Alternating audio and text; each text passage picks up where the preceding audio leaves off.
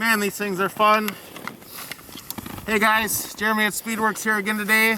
We're going to be talking about the new ADAPT primary clutch and the clutch kits and clutch setups that we're going to have for these machines. We've got a clutch here on a 2020 shop sled here, doing some testing.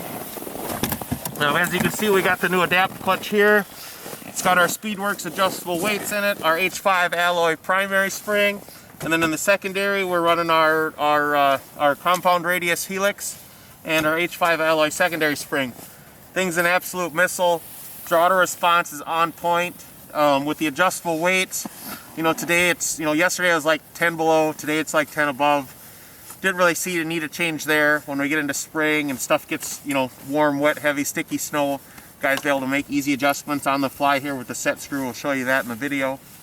But again, just so far so good. We'll do something later in the year once we get a bunch of miles on it and stuff, but so far so good.